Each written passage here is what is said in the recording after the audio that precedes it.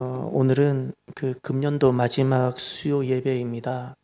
금요 성령 집회는 송구 영신 예배 관계로 금요 성령 집회가 따로 없고 금년도 새벽 예배를 제외한 공식적인 예배는 오늘이 마지막입니다. 이 마지막에 주님 앞에 나온 여러분들을 주의 이름으로 축복합니다. 우리의 인생 시작과 마지막이 항상 하나님 앞에서 결산되는 복 있는 성도들이 되시기를 바랍니다. 오늘은 지난주에 이어서 계속해서 기적의 위치에 대한 그 말씀들을 우리가 경청하고 듣고 있습니다. 하나님은 어떤 분이실까요? 하나님은 쉬지 않고 일하시는 분이십니다. 하나님은 지금 또 쉬지 않고 일하십니다. 하나님께서 일하시는 모든 순간이 우리에겐 기적입니다. 하나님의 일하심의 모든 일하심이 우리에겐 기적입니다. 그렇기에 기적은 지금 또 쉬지 않고 계속되고 있습니다. 저는 제 몸을 보면서 하나님의 일하심을 봅니다. 저는 단 한 번도 제 심장을 제가 뛰게 본 적이 없습니다. 저는 아직도 신비로운 것이 있는데 제 몸의 생리적인 메커니즘, 음식이 들어가면 턱에서 침이 나오고 위에서 여러 가지 효소가 나오고 소장으로 내려가서 연동운동이 되고 대장으로 가서 흡수가 되고 여러 가지 것들, 그 외에도 이 생리적인 메커니즘을 생각하면 내가 하는 것은 아무것도 없습니다. 나는 단 한 번도 내 스스로 침을 내어 본 적이 없어요. 소화 효소를 내 스스로 짜내어 본 적이 없는 겁니다. 주님이 일하고 계십니다. 저는 제 코로 바람을 집어넣어도 단 한 번도 제가 제 폐를 움직인 적이 없습니다. 내 폐포를 내가 관리해 본 적이 없습니다. 주님이 일하고 계시는 겁니다. 내 가정 내가 그렇게 아껴도 실은 내 가정 내 뜻대로 되지 않고 내 자녀가 내 뜻대로 되지 않습니다. 하나님의 일하심을 저는 계속해서 봅니다. 교회도 마찬가지입니다. 내 건강도 마찬가지입니다. 모든 순간 눈을 돌리는 순간 곳곳 보이는 곳곳마다 실은 하나님께서 일하고 계십니다. 할렐루야. 그래서 우리의 고백은 이렇게 되어져야 됩니다. 내 몸을 보든지 가정을 보든지 세상을 보든지 이 삶은, 이 땅은 온통 기적으로 가득 차 있어야 합니다. 우리의 삶은 기적입니다. 기적으로 가득 차 있는 삶입니다. 내 몸도 기적으로 가득 차 있는 몸이어야 됩니다. 믿음은 오늘이 하나님의 일하시는 날이요, 믿음은 오늘 이것이 기적임을 보게 하는 것입니다. 이것이 믿음입니다. 믿음입니다. 오늘 본문에 기적이 나타납니다. 한 백부장. 제가 질문을 드려볼 테니까 성경을 보지 마시고 그대로 한번 제게 답변을 한번 해줘 보십시오. 몇 가지 질문을 드려볼게요. 백부장이 처음에 예수님께 어떻게 했습니까? 어떻게 했죠? 나왔어요. 나와서 뭘 했죠? 무엇 때문에 나왔죠? 하인이 무슨 병에 걸렸죠? 중풍병에 걸렸습니다. 자기 문제로 나오지 않습니다. 하인의 문제로 나왔죠? 이웃의 문제입니다. 이거 굉장히 귀한 겁니다. 왜냐하면 그의 문제를 내 문제로 여긴 겁니다. 이거 참 아름다운 마음입니다. 그의 문제를 내 문제로 여겨준 겁니다. 그래서 이건 참 칭찬받을 만한 모습입니다. 이렇게 나온 백부장에게 예수님이 하신 말씀이 있습니다. 성경을 보지 말고 예수님이 하인의 문제를 가지고 내 문제처럼 여겨서 나온 그 백부장에게 예수님이 먼저 하신 말씀이 있어요. 그 말씀이 무엇이겠어요? 기억나시겠습니까? 권사님 조금 더 크게 말씀해 보세요. 그것은 이미 마지막에 하신 거예요. 그 전에 있어요. 그 전 단계. 예수님께서 이 백부장의 믿음이 확인되기 전입니다. 확인되기 전이었기 때문에 하신 말씀이 하나 있어요. 잘 못 들어서 어떻게 누가 말씀하셨죠? 안 들렸어요. 고쳐주겠다 그래. 맞아요. 가서 고쳐주겠다 그랬어요. 자, 이제 성경을 보세요. 어디를 보시냐면 오늘 원래 말씀을 읽기 전에 제가 끝나고 우리가 말씀을 여쭤볼 테니까 잘 기억하고 주목해서 읽어달라고 제가 부탁을 하려고 하다가 그 말을 놓쳐버렸어요. 7절을 보세요. 이르시되 내가 가서 고쳐주리라. 너무 은혜로운 말씀 아닌가요? 주님께서 우리 가정에 오시겠다는 거예요. 얼마나 환영하고 기쁜 일입니까?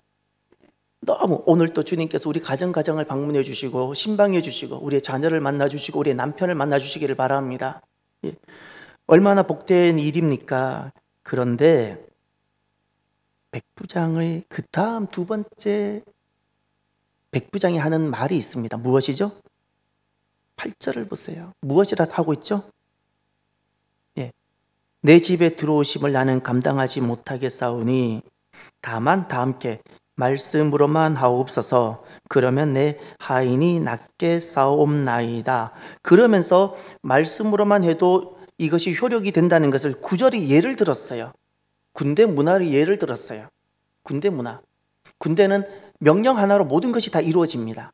그 예를 들면서 본인이 그 군에서도 이렇게 하는데 내가 주님과 내 관계에서 나는 이렇게 하겠다는 거예요. 군대에서도 이렇게, 세상에서도 이렇게 하는데 이 이야기를 했어요. 그랬더니 이제 10절을 보십시오. 이 백부장 말씀으로만 하옵소서라는 이 백부장의 고백에 예수님이 두 번째 하신 말씀이 있습니다. 이것이 두 번째입니다. 자, 무엇일까요? 10절 다 같이 읽어볼까요? 예수께서 들으시고 놀랍게 여겨. 아멘. 잠깐만요. 주님께서 우리를 보시고 놀랍게 여겨주시길 바랍니다. 믿음, 우리의 믿음을 보시고 놀랍게 여겨주시길 바랍니다. 백부장의 믿음이 오늘 저와 여러분의 믿음이 되기를 바랍니다. 그런데 주님께서 이렇게 말씀하셨어요. 내가 진실로 너희에게 이르노니 이스라엘 중 아무에게서도 이만한 믿음을 보지 못하였노라. 아멘. 이만한 믿음, 이만한 믿음. 거기다가 이렇게 별표를 쳐두고 항상 나에게 도전되고 내가 사모해야 하고 내가 갈망해야 되는 것으로 여러분 딱 주목하는 말씀으로 표시를 해두십시오. 예수님이 칭찬하셨습니다. 이만한 믿음. 오늘 주님께서 우리의 가슴을 열어서 우리의 믿음을 보실 때 내 믿음은 어떠할까요? 가서 고쳐주리란 믿음일까요? 아니면 주님께서 나오지도 않는 믿음인가요? 나오지 않는 믿음인가요? 겨우 나와 엎어지는 정도의 믿음인가요? 가서 고쳐주겠다 수준의 믿음인가요? 아니면 말씀으로만 하옵소서 믿음인가요? 주님께서 칭찬하는 이만한 믿음인가요? 어느 믿음인가요?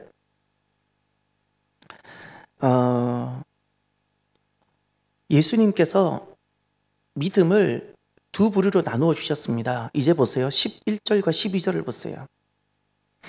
이만한 믿음을 말씀하신 다음에 주님께서 믿음의 관점으로 사람을 두 부류로 나누셨는데 첫 번째 부류를 보십시오. 11절. 또 너희에게 이르노니 동서로부터 많은 사람이 이르러 아브라함과 이삭과 야곱과 함께 천국에 앉으려니와. 첫 번째는 동서로부터 많은 사람이 이르른다 그랬죠. 여기서 천국에 오게 될 많은 사람은 결국 누구일까요? 믿음의 사람들입니다. 두 번째 보십시오. 12절. 그 나라의 본 자손들은 바깥 어두운 데 쫓겨나 거기서 울며 이를 갈게 되리라. 이것이 실제가 됩니다. 이것은 그냥 겁을 주는 말씀이 아니라 실제로 이런 일이 일어날 것입니다. 그러면 여기서 그 나라의 본 자손들은 누구일까요? 예, 믿음이 빠진 삶을 말합니다. 신앙생활에 믿음이 빠졌습니다. 믿음이 빠뜨려놓고 믿음을 빼놓고 살아가는 겁니다. 예, 믿음이 빠진 나머지 삶을 말하는 겁니다. 오늘 말씀은 마지막 13절로 끝나는데 예수님께서 백부장에게 세 번째 하시는 말씀이 이제 나옵니다. 첫 번째는 가서 고쳐주겠다. 두 번째, 놀랍게 여겨서 이만한 믿음을 보지 못했다. 세 번째가 13절입니다. 다 같이 볼까요? 예수께서 백부장에게 이르시되 가라 내 믿은 대로 될지어다 하시니 그 즉시 하인이 나으니라. 그 즉시에다 밑줄 치세요. 예수님이 가지 않으셨어요. 아마 길을 가시다가 만났을 겁니다. 백부장인데 자기 신분을 제쳐놓고 길바닥에 엎어졌습니다. 사람들이 많은데도 엎어졌습니다. 자기 문제도 아닌데 엎어졌습니다. 말씀만 해도 됩니다라고 했을 때 그 즉시 집에 있는 하인이 나왔습니다. 할렐루야. 집에 있는 하인이 그 즉시 나왔습니다. 이것이 기적입니다. 이것이 기적입니다. 예수님이 가지 않으셨습니다. 예수님이 손을 얹지 않으셨습니다. 말씀만 있었습니다. 오늘 말씀은 우리에게 도대체 무엇을 깨닫게 할까요? 사랑하는 여러분, 믿음은 능력이 나타나야만 기적이 나타나고 치유가 이루어지는 것은 아닙니다. 말씀으로 얼마든지 능력이 나타나고 치유가 가능합니다. 가능합니다. 믿음의 정점이 있습니다. 오늘 본문에 보면 믿음의 세 부류가 보입니다. 11절과 12절을 통해서 실은 두 부류가 보이지만 하나 더 보입니다. 첫 번째 부류가 기적을 보고도 믿지 않는 부류입니다. 이 첫 번째 부류는 11절과 12절에는 포함되지 않지만 그 부류가 있습니다. 기적을 보고도 믿지 않는 부류가 있습니다. 왜 그럴까요? 완악하기 때문에. 그런 경우를 무엇이라 부르는 거니? 완악하다, 완고하다, 마음이 굳어 있다는 겁니다. 두 번째, 11절의 부류입니다. 두 번째 부류가 어떤 부류가 있는 거니? 기적을 보고서 믿는 부류가 있습니다. 기적을 보고서 믿는 부류. 첫 번째는 기적을 보고도 믿지 않습니다. 하나님께서 나타나셨는데도 그 경험을 하고도 자연현상으로 치부해버리고 믿지 않습니다. 두 번째는 기적을 보고 믿습니다. 이것은 실은 믿음이 아닙니다. 죄송하지만. 기적을 보고 하나님을 믿는 것이 믿음일까요? 사실입니다. 이것은. 기적을 통해서 하나님을 경험하면 그냥 하나님을 만난 거지 믿음은 아닙니다. 이것 제가 이해가 되시나요? 사실입니다. 영적 사실일 뿐입니다. 영적 이성인 거예요. 말에 모순은 있지만 이거는 영적 과학이에요. 그냥 하나님이 나타났으니까 내가 본 거예요. 하나님 나타났으니까 내가 그냥 이렇게 본 거예요. 기적을 보고 내가 믿어요? 당연한 거예요. 이건 믿음은 아닙니다. 그 다음 세 번째, 기적이 없어도 믿습니다. 이것이 믿음입니다. 이 세 부류가 있습니다. 기적을 보고도 믿지 않습니다. 기적을 보고 믿습니다. 기적을 보지 않고도 믿습니다. 이제 여러분 믿음의 속성을 정확하게 아셔야 됩니다. 교회에서 그렇게 많이 믿음을 이야기하는데 오늘 기적이라는 이 주제를 가지고 여기서 믿음을 꼭 정리하고 넘어가야 됩니다. 저를 다 같이 한번 따라해 봅시다. 믿음은 바라는 것들의 실상이요 보이지 않는 것들의 증거니. 다시 합시다. 믿음은 바라는 것들의 실상이요 보이지 않는 것들의 증거니. 믿음이 이루어지려면 두 가지가 충족되어져야 됩니다. 두 가지 중에 한 가지씩이라도. 바라는 것이라 그랬어요. 보이지 않는 것이라 그랬어요. 요 요소가 충족되어질 때만이 믿음입니다. 이것이 성립이 되는 겁니다. 바라는 것이라는 것은 손에 잡히지 않았다는 겁니다. 내가 그렇게 갈망하고 원하지만, 내가 그렇게 계획 세웠지만 내 손에 잡히지 않는 것이에요. 내 손에 잡히지 않고 내가 바랄 수조차도 없는 것인데 그때 내가 바라는 것이 믿음입니다. 보지 않아야 돼요. 볼 수 없거나 보지 못한 거여야 돼요. 믿음이 성립되려면 보고 가는 것은 믿음이 아닙니다. 이성이요 과학입니다. 하나님을 만났게 갑니까? 당연한 겁니다. 그럼 믿음이라는 것은 무엇인가? 하나님을 이번에 봤기 때문에 내일부터는 하나님을 보지 않고도 갈 수 있어야지 믿음인 겁니다. 믿음이 성립되려면 보지 않고 가는 겁니다. 보지 않고 무엇으로 가는 건가요? 말씀. 할렐루야. 요겁니다. 이것이 믿음입니다. 이것이 믿음이라고요. 그래서 주님께서 오늘 백부장을 칭찬하면서 이만한 믿음이라 그랬지요. 이만한 믿음의 핵심이 무엇인가요? 주님 앞에 잘 엎어졌다는 뜻인가요? 그동안 기도를 많이 했다는 뜻일까요? 아니요. 기적을 보고 믿는 자가 아니라 주님을 우리 집에 모시고 와서 손을 얹고 내 하인이 낫게 하는 기적을 보는 자가 아니라 보지 않고도 주님 자체를 신뢰하는 자예요. 할렐루야. 정확하게 말하면 이런 겁니다. 모든 것을 주님께 내어 맡기고 주님이 살리시면 살리고 주님께서 그렇지 않으면 아닌 대로 나는 가겠습니다. 말씀만 해주십시오. 주님은 나의 모든 것의 주인입니다. 내게 일어난 일, 이런 일이 일어났습니다. 이것만 있는 겁니다. 할렐루야. 우리가 이런 삶을 살아가면 참 좋겠습니다. 말씀이 내 삶을 주도하는 이 기적의 삶을 살아내십시오. 기적이 일어났기에 그 기적의 경험이 나를 심장을 뛰게 하고 살게 하는 그 단계가 아니라 말씀이 내 삶을 주도하기에 기적이 일어나는 삶을 살아내십시오. 이것을 말씀 회복이라 부르는데 말씀 회복의 삶에는 5가지 단계가 있습니다. 이런 단계가 바로 그러니까 말씀으로 살아가는 하나님의 음성을 듣는다든지 이런 일이 바로 이루어지는 것은 아닌 것은 사실입니다. 이제 이 말씀 회복의 5가지 단계가 있는데 이것은 철저하게 제 개인적인 경험에 비추어서 말씀을 드립니다. 첫 번째, 말씀을 성경책으로 이해하는 단계입니다. 성경책으로만 이해합니다. 그래서 이런 분들은 보면 성경책이 아주 예쁘게 책꽂이에 꽂혀져 있고 주일날 탁탁탁 털고 가져오는 이런 단계입니다. 이것이 첫 번째. 두 번째, 말씀을 개인적으로 가까이 하는 단계입니다. 이제 성경을 읽어갑니다. 때로는 성경 읽다가 감동도 받습니다. 은혜도 받습니다. 대부분 성도들이 두 번째 단계에 머물러 있는 것을 제가 많이 봅니다. 대부분. 세 번째, 성경을 자의적으로 실천하는 단계입니다. 이것은 아직까지 주님과 생생한 개인적인 교제는 아직은 잘 없지만 말씀을 통해서 내가 초보적으로 문자적으로 그대로 한번 적용을 시켜서 내가 실천을 해보는 겁니다. 그러니 하나님 말씀을 문자적으로 내가 받고 내가 실천해 보는 겁니다. 예를 들어 이런 겁니다. 예를 들어서 15절에 가면 그의 손을 만지시니 열병이 떠나가고 여인이 일어나서 예수께 수종 들더라. 그러면 내가 적용을 하는 겁니다. 예수께 수종 드는 나 이재백. 내가 오늘 예수님께 수종 들기 위해서 나는 예수님을 어떻게 하면 수종을 들까? 나는 누구를 오늘 예수님을 섬기는 마음으로 수종을 들까? 내가 오늘 예수님을 수종드는 삶을 통해서 내 대상을 정리하고 내가 예수님을 수종드는 삶을 실천해 보는 겁니다. 이것이 자의적으로 실천하는, 말씀을 실천하는 단계입니다. 이것이 문자적 적용이라 부르는 겁니다. 네 번째,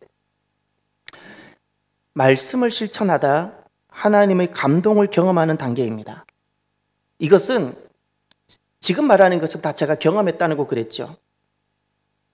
막 주님께서 실질적으로 제게 말씀하시고 제가 가슴이 뜨거워지고 그래서 그 말씀을 이렇게 막 하나님 음성을 듣는 이런 단계가 아니었고 말씀이 너무 좋아서 말씀을 문자적으로 적용하고 실천할 때 문자적으로 적용하고 그 말씀을 실천하기 위해서 내가 하루에 계획을 세워서 그렇게 막 삶을 살아가는데 하나님이 나를 만나주시는 거예요. 그것을 기뻐하셨어. 이 삶이 있어요. 내게 찾아오세요. 그걸 격려해 주세요. 기뻐해 주세요. 이게 말씀의 실천입니다. 그리고 마지막 5번째가 말씀하시는 하나님의 음성을 듣는 단계. 이런 단계가 되고 나면 점점 사람이 하나님과 내가 교통하고 교제하는 점점 주파수가 맞춰져 가요. 전에는 사람들은 이 귀는 세상 소리에 너무 길들여져 있어서 하나님이 아무리 말씀하셔도 하나님과 주파수가 안 맞아요. 하나님 백성인데 하나님과 주파수가 안 맞아요. 세상 소리에는 너무나도 주파수가 잘 맞는데 하나님 말씀에 주파수가 안 맞아요. 그런데 이런 과정을 통해서 점점 무엇이 되냐면 하나님과 주파수가 맞아져 가요. 그러면 이제 하나님께서 세미하게 말씀하시는, 사건으로 말씀하시는, 사람으로 말씀하시는, 말씀으로 말씀하시는 오만 가지 하나님의 음성이 이제 들리기 시작하는 겁니다. 이렇게 하나님의 음성을 듣게 됩니다. 이것이 바로 말씀 회복의 삶입니다. 저는 여러분들에게 도전하고 싶은 단계가 하나 있습니다. 많은 분들이 말씀을 개인적으로 가까이 합니다. 그런데 제가 여러분들에게 정말 도전하고 싶은 단계가 하나 있는데 그것은 말씀을 자의적으로 실천하십시오. 꼭 이 말씀을 내가 이 단계가 꼭 있어야, 초보적 단계가 있어야 그 다음 단계가 나아갑니다. 말씀을 어린아이처럼 그대로 받고 여인이 일어나서 예수께 수종 들더라. 그러면 그 여인이 내가 되어야 됩니다. 아, 내가 오늘 예수님께 수종 들 것은 무엇일까? 내가 몸된 교회를 섬길 것은 무엇이 있을까? 내가 섬겨야 될 사람은 누가 있을까? 이 수종 들더라를 적용을 해서 내 삶을, 말씀을 자의적으로 실천하는 단계를 가지십시오. 그래야 말씀 회복의 역사가 단계로 일어나는 겁니다.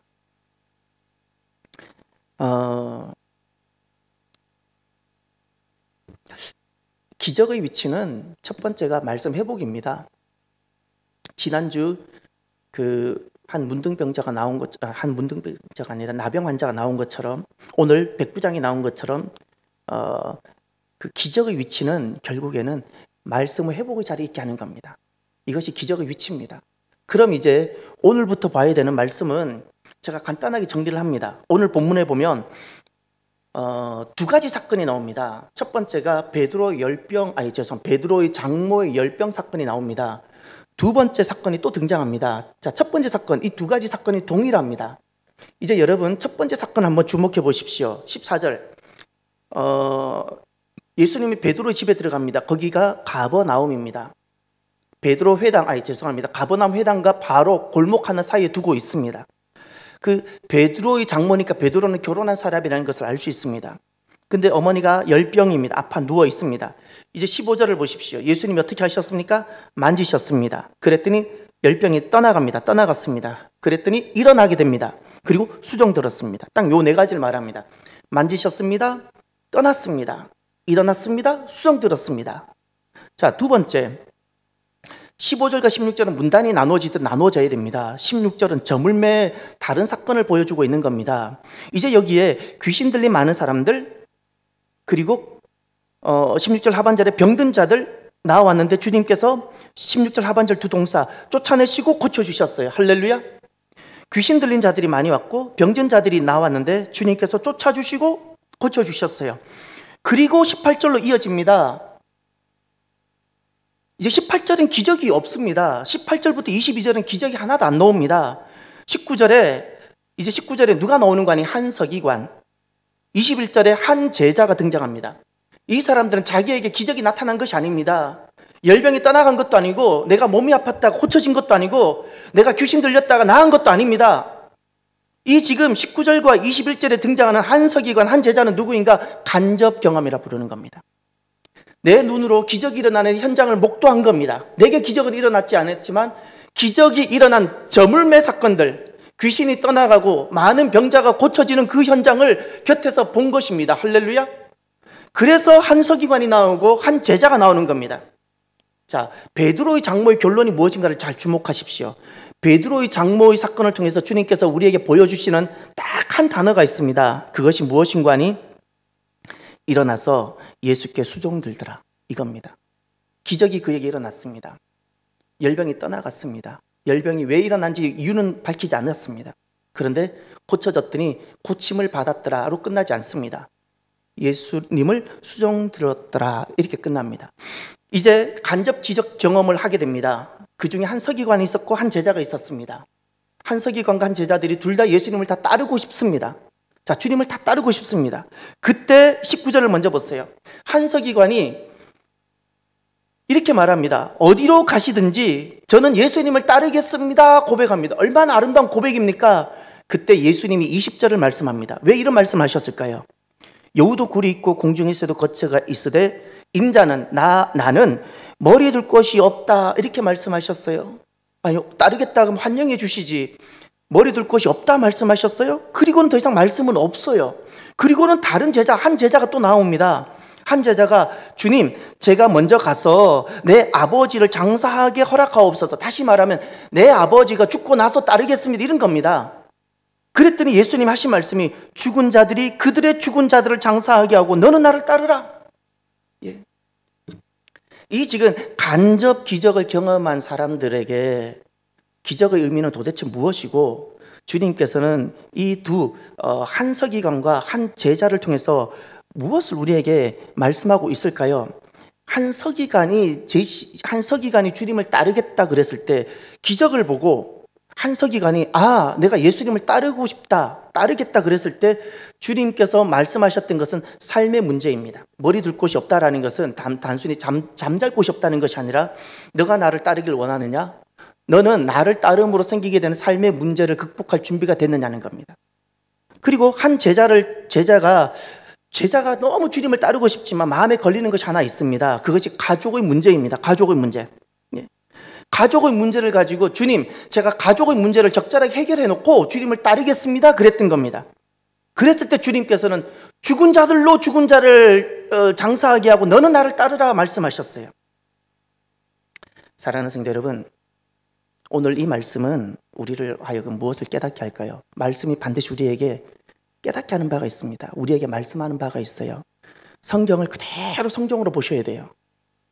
오늘 이 말씀은 기적을 간접 경험한 한 서기관과 한 제자를 통해서 하나님 우리에게 무엇을 말씀하시고 깨닫게 할까요? 기적은 주님을 따르는 자리에 서게 합니다. 이것이 기적입니다. 백부장 사건과 지난주 말씀을 통해서 기적은 말씀을 회복하게 하죠. 그것이 기적입니다. 단순히 고쳐지는 것이 의미가 아닙니다. 내일이면 또 아플 것인데 오늘 고쳐진들 그것이 무슨 의미가 있습니까? 진짜 기적의 위치는 무엇인가 하니 오늘 이 사건을 통해서 내가 내 안에 말씀이 회복되는 겁니다. 그러면 지금 이 사건을 통해서 베드로 어머니 사건, 그렇죠. 베드로 어머니 열병 사건과 한 서기관과 한 제자 이 사건을 통해서 기적의 위치가 무엇이고 기적의 의미는 무엇일까요? 기적은 주님을 따르는 자리, 너는 나를 따르라. 따르는 자리에 서게 하는 것이 기적의 의미이고 위치입니다. 베드로 장모를 기억하십시오. 몸에 병이 떠났습니다. 고쳐진 것으로 할렐루야 춤추고 끝나지 않았습니다. 주님을 섬기는 자리에 섭니다. 이것이 기적입니다. 이것이 기적의 위치입니다. 내게 기적이 일어났습니까? 내가 기적을 원합니까? 내가 기적을 원한다는 것은 주님을 따르는 자가 제가 주님을 따르는 자가 되기를 원합니다. 이 마음이 있을 때 기적을 갈망하십시오. 주님을 따르는 마음은 전혀 없이 내가 알맹이만 먹겠다고요? 그건 세상에도 있는 겁니다. 그건 기적의 의미를 상실한 겁니다. 내가 주님을 따르고자 하는 열망이 내게 있어야 되는 거예요. 내가 어떻게든 주님을 수종 들고 싶은 내 모든 삶을 다해서라도 수종 들고 싶은 열망이 내게 일어나야 되는 겁니다. 이런 열망이 일어나게 하는 것이 바로 기적입니다.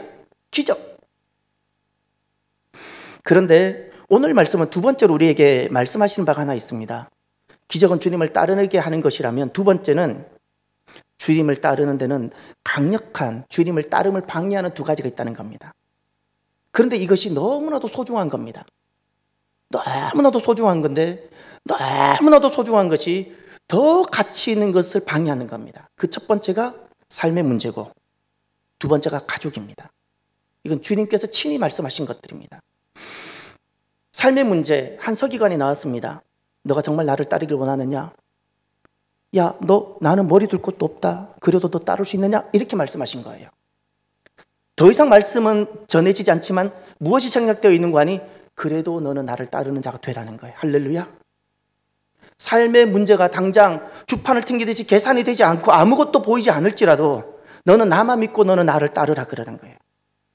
삶이 아무것도 보장되어져 있지 않을지라도 너가 정말 나를 주로 믿는다면 나만 믿고 너는 너의 삶의 문제를 나에게 맡기고 따를 수 있느냐는 겁니다. 사람들이 이렇게 합니다. 삶이 확보가 되고 나서 확보된 가운데 주님을 따르겠다고. 그리고 삶이 흔들리면 주님 또 따르는 것도 조절하고. 그것은 믿음은 아닙니다. 삶이 내 인생을 죽어나가는 거죠. 목회하면서 이런 도전들을, 이런 질문들을 제가 많이 받습니다. 목사님, 살아야 되지 않습니까? 예, 살아야죠. 근데 사람들은 사는 것이 사는 거라 생각해요. 그것이 죽는 길이라는 걸 생각을 못하고. 주님은 단순하게 말씀하셨어요. 단순하게. 주님이 하신 말씀은 요한복음 12장 24절. 살고자 하는 자는 죽고 죽고자 하는 자가 산다고 간단하게 말씀하셨어요. 사람들은 내가 오늘 밥을 먹고 남들만큼 잘 살아야 산다고 생각을 해요. 내일이면 죽는데 내 삶이 주님께서 살게 하셔야 되는 줄 믿으시기를 바랍니다. 우리가 경험해야 되는, 제가 정말 여러분들에게 도전하고 싶은 것이 내가 살려고 버둥버둥거려서 사는 삶이 아니라 주님께서 나를 살게 하는 삶을 살아봅시다. 이겁니다. 이거. 아무것도 대책이 없고 보이지 않지만 모세는 홍해 바닷가까지 섰고 광야 2세대는 여호수아와 함께 요단강에 발을 내디뎠어요. 바로 그것입니다. 아무것도 계산이 되지 않고 보이지 않지만 내가 주님을 신뢰하게 홍해 바닷가에 서서 요단강가에 서서 발을 한번 내디뎌 보자는 겁니다. 그리고 하나님께서 우리를 어떻게 살게 하시는지 경험하자는 겁니다. 두 번째, 주님을 따르는데 우리의 삶을 강력하게 방해하는 것이 있습니다. 무엇인가 하니 가족의 문제입니다. 가족의 문제. 이 문제를 목사인 제 눈에는 이렇게 보여집니다. 삶의 목적이 가족이고 삶의 이유가 가족이고, 그러다 보니 사람들은 내 가족을 사랑한다 하는데 실은 사람들은 그렇게 합니다. 내 삶의 목적이 가족이고 내 자녀고, 내 삶의 이유도 내 가족이고 자녀고, 그래 우리는 자녀를 그냥 가족을 사랑한다고 여길지 몰라도 하나님은 그것은 우상이다, 우상으로 보시는 거예요. 여러분, 정말 가족을 사랑한다면, 내 자녀를 사랑한다면 하나님이 보셨을 때는 우상이 되지 않게 하십시오. 그것은 가족을 사랑하는 것이 아니라 가족을 망하게 하는 것이고, 하나님께서 보셨을 때 부모인 내가 자녀를 우상으로 대하고 있다면 내가 자녀를 망하게 하는 거예요. 내가 자녀를 망하게 하는 사람이라고요. 차라리 내가 없어야 되는 거예요. 내가 없으면 하나님께서 마음껏 양육해 가시는데 내가 자녀를 우상으로 만들어가고 있으니까 하나님 은혜도 공급이 차단되어지고,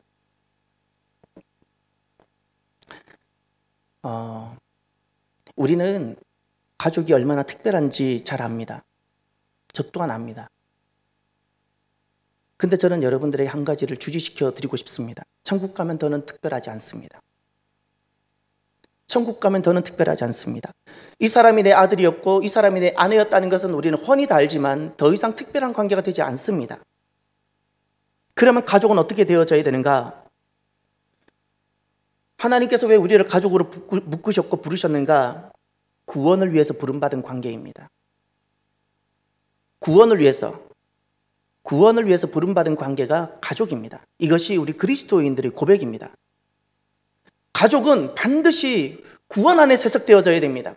부모의 사명은 반드시 잘 먹이고 학교 좋은 대학 보내는 것이 사명으로 평가받는 것이 아닙니다. 구원입니다. 너의 자녀 얼마나 믿음으로 세웠느냐, 바로 이것으로 하나님 앞에 우리 부모의 사명을 평가받을 것입니다. 가족은 잊지 마십시오. 아무리 여러분들이 잘 먹이고 잘 입혀도 나의 자녀와 내 남편과 내 모든 가족은 하나님의 것입니다. 단 한순간 또 내 것이었던 적이 한 번도 없습니다. 우리가 착각하고 산 것뿐입니다. 내 것이 아닌데 우리는 내 것인 것처럼 우리가 속고 살았을 뿐입니다. 가족은 하나님의 것입니다. 날마다 외치십시오. 가족은 내 것이 아니고 하나님의 것이라고. 그래야 내가 그 우상 섬김에서 내가 벗어날 수 있는 겁니다. 이 가족의 문제가 극복되지 아니하면 주님을 따르는 삶은 불가능합니다. 기적이 그렇게 일어나도, 홍해를 건너도, 그래서 주님을 따르지를 못하고 믿음을 이루지를 못하는 겁니다. 믿음을 이룬 공통의 사람들 다 보십시오. 가족의 문제를 어떻게 했는가? 극복합니다. 그러면 그 가족의 문제가 극복한 가족을 내팽개치면은, 벌이 돌보지 않으면 가족이 엉망이 되었나요? 하나님이 나보다 더 뛰어난 부모가 되셔서 양육해 가십니다. 이것을 경험하십시오. 이것을 경험하십시오. 왜 두려워합니까? 내가 손을 잡아야지만 내 자녀가 될 것 같고 가족이 될 것 같은 이 생각에서 왜 못 벗어납니까? 왜 나는 하나님을 믿는다 하면서도 실제로 하나님이 없는 자처럼 살아갑니까? 하나님을 아버지라 말하면서 왜 하나님을 아버지라고 인정하지 않습니까? 왜 하나님을 아버지라 인정하지 않습니까? 하나님이 진짜 아버지라면 인정해 드리십시오. 인정해 드리십시오. 가족을 하나님께 맡기십시오. 맡기십시오. 맡겨야 그 다음 가능한 것이 주님을 따르는 삶이 됩니다. 주님을 따르는 삶이 됩니다. 언젠가 제가 이런 예화를 2번 들은 적이 있습니다. 한 권사님이 젊었을 때 주님께서 은사도 많이 주시고 능력도 많이 주시고, 그래서 주님께서 그를 불렀습니다. 전 삶을 주님께 다 드리는 요정으로 부르셨습니다. 그런데 어린 자녀가 셋이나 있는 겁니다. 남편은 알뜰살뜰해서 가정을 잘 돌보는 그런 사람이 아니고, 남편이라도 좀 가정을 돌아보고 이러면은 남편에게라도 아이들을 맡겨놓고 나는 마음껏 주님께서 원하시는 만큼 내가 가서 무엇이든 할 수 있을 텐데, 그것이 전도사든 무엇이든 뭐 직분과 관계없이 무엇이든 주님이 원하시는 삶을 살 수 있는데, 남편은 그저 자기만을 위해서 살아가시고 이러니까 이 어린 자녀가 걱정이 되어서 모든 것을 순종하며 예예하고 오던 그 젊은 분이 딱 이렇게 기도합니다. 주님, 이 자녀들 키워놓고 제가 이 자녀들 성장시키고 나서 제가 순종하겠습니다. 고백을 했어요. 이제 나이가 들었어요. 60이 넘었어요. 그 하나님 앞에 고백해요. 주님, 제가 잘못했습니다. 나는 내가 열심히 키우면 내가 잘 키울 줄 알았는데 하나님, 제가 잘못했습니다. 이 이야기가 제 어머니 이야기입니다. 제 어머니 이야기. 제게는 어머니는 너무나도 가슴 아픈 이야기. 우리 집안 이야기입니다. 어머니가 그래요. 내가 왜 그때 젊었을 때 주님께서 말씀하실 때 그대로 순종하지 않았나 모르겠다. 내가 왜 순종하지 않았는지 모르겠다고. 이런 이야기가 저는 목회하면서 많이 들었어요. 목사님, 저 실은 젊었을 때 주님 저를 불렀어요. 저 원래 이런 사람으로 하나님께서 저를 택하셨어요. 한두 번 만나는 경우가 아니에요. 한두 번. 저희 어머니는 가족의 문제 때문에 그 문제를 해결하지 못했었어요. 가족의 문제. 누구는 삶의 문제. 먹고 살아야 된다고. 이 삶의 문제에 대해서 우리가 꼭 말씀을 하나 보고 가요. 어디를 보셔야 되냐면 마태복음이니까 성경 전체가 이걸 다 증언하고 있는데 하나님이 어떻게 우리 아버지가 되시는지 마태복음에서만 찾아봐요. 마태복음 6장으로 갔어요.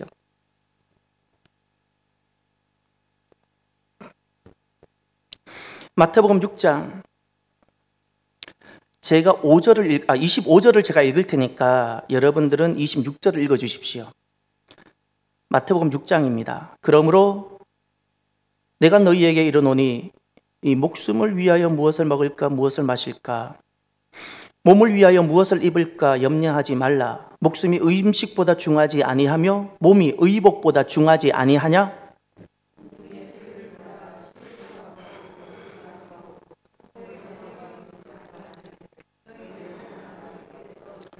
아멘. 아멘. 저는 이 말씀을 그대로 믿습니다. 너희 하늘 아버지께서 아버지잖아요. 육신의 부모도 자녀를 먹이는데 하나님은 내 아버지세요.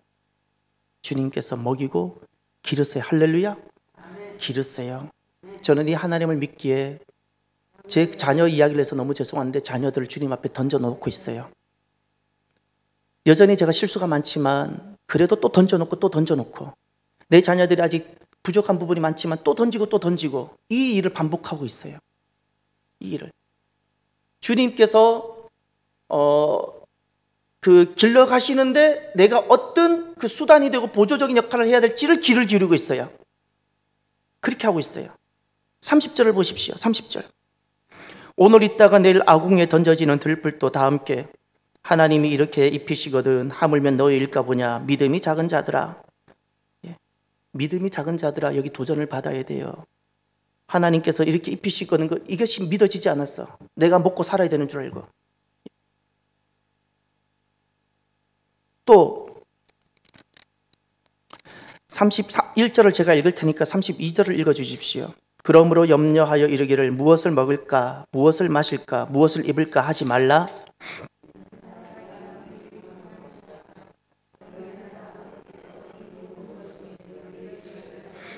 아멘. 이 모든 것이 너희에게 있어야 할 줄 주님이 먼저 아신다고 하셨어요. 할렐루야. 저는 이것은 믿어요. 이것을 믿어요. 이것을 믿어요. 저는 제 이야기에서 죄송한데 저는 기본적으로 제 삶의 그라운드를 낮춰놔 버려요. 낮춰놓기 때문에 낮아져도 문제가 되잖아요. 왜죠? 낮춰버렸기 때문에. 낮춰버렸기 때문에. 여러분들은 여러분의 위치를 어디쯤 두고 있습니까? 세상들과 이렇게 비교해서 내가 이 정도 위치에 있어야 된다고 생각합니까? 반드시 그것은 주님을 따르는 믿음의 삶의 걸림돌이 될 것입니다.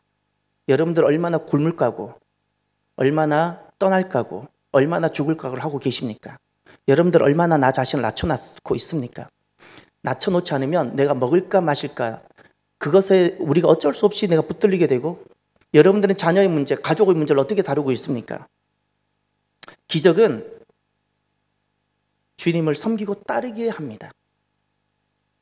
가족의 문제와 삶의 문제를 넘어서 주님을 따르게 합니다. 기적은 하나님을 경험하는 것인데 진짜 하나님을 경험한 참된 기적은 삶의 문제를 뛰어넘게 하고 진짜 하나님을 경험한 기적은 가족의 문제에 매이지 않게 합니다. 이것이 기적의 두 번째 위치입니다. 사랑하는 성도 여러분, 우리는 이제 이렇게 한번 살아가 보면 좋겠습니다. 저는 살아가면서 교회 안에서 그 생계형 성도들 그리고 가족형 성도들을 참 많이 봅니다. 세상에서는 당연한 겁니다. 그러나 믿음에서는 당연하지 않습니다. 당연하지 않습니다. 예수님께서도 이게 당연할 것 같습니까? 그렇지 않습니다. 생계형 성도들, 가족형 성도들, 여러분, 저와 여러분들이 이런 삶을 한번 도전해 보면 좋겠습니다. 삶이 계산되지 않을지라도 주님을 따라보는 연습. 할렐루야. 내 삶이 생계가 다 계산되지 않을지라도 하나님이 내 아버지이지 않습니까? 뭘 그렇게 염려합니까? 뭘 그렇게 두려워합니까? 오늘 밤 주님 오시면 우린 다 떠나야 되는데, 한 번씩은 주님을 그대로 따르는 연습을 작은 부분부터 한 번씩 해가면 좋겠습니다. 분명히 가족이 염려될 수 있을 겁니다. 나는 괜찮지만 가족이 염려가 될 수 있지 않습니까? 인지상정, 저도 인정을 합니다. 그럼에도 불구하고 내 믿음은 주님을 신뢰하는 데 두었으면 좋겠습니다. 주님을 따르고 주님을 섬기는 이 부분을 가족의 문제를 두고 주님을 따르고 실천하고 주님께서 내 자녀와 내 가족을 어떻게 만들어 가시고 세워 가시는지를 경험하는 저와 여러분이 되기를 바랍니다. 기도합시다.